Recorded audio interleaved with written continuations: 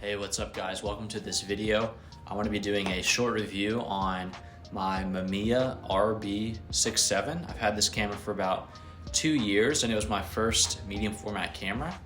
A few things I wanted to highlight that are really great about this camera right here is, first of all, it's a budget camera. It's a budget camera in the medium format arena. So I think I got this one for about $450, $475, and as medium format cameras go, it's a pretty good price.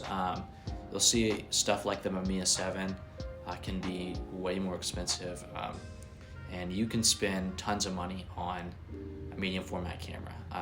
Something like the Mamiya RZ67 instead of the RB67, that's even going to be about double the price, if not more. So first thing I love about this camera is it's a great budget way to get into medium format shooting.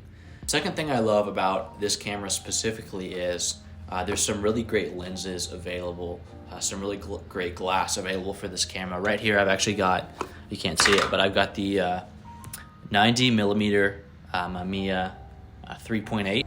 Wonderful pictures out of this lens. It's roughly equivalent to like a 50mm on a 35mm, so that helps you get a good idea.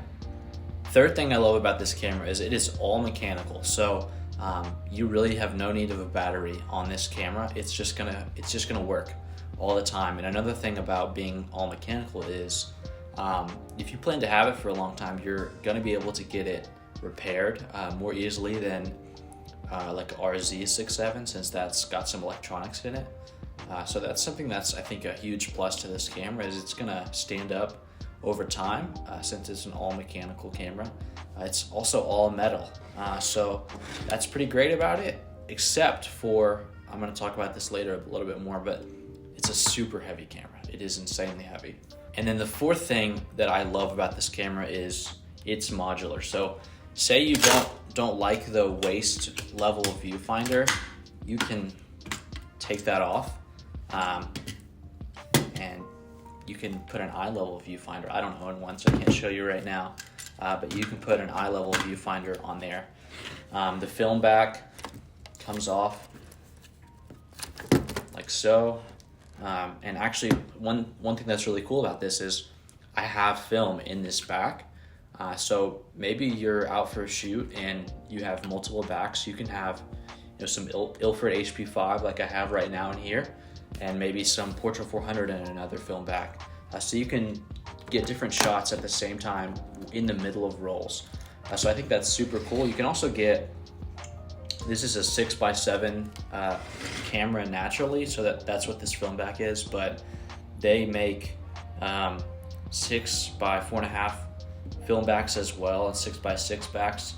So you can buy different film backs for this and shoot different size negatives on this camera, which I think is super awesome, especially if you want to save a little bit of money.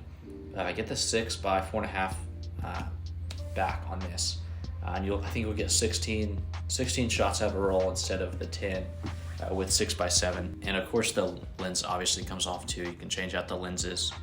This gets to some of the things I don't like about the camera. I kind of already mentioned this one, but it is so heavy. This camera is massive.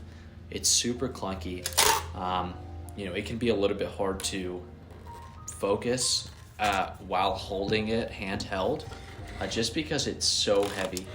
And I found that to be pretty much the most frustrating thing about this camera, is I would never take it out to shoot because it's so heavy. I've had it for maybe 2 years, but I've shot maybe 5 rolls through it just because I never want to take it out. That's kind of the main reason I'm getting rid of this camera. Another reason is it really does take so much time to compose a shot that it really is best for landscape photography or maybe portrait photography, but definitely not a street photography type of camera. Not that I do that very much, but it's not a walk around camera. It's for a dedicated, a planned trip to go make images, make photographs. And a lot of times I'm wanting to just take a camera wherever I'm going. So that's another reason I'm getting rid of this camera.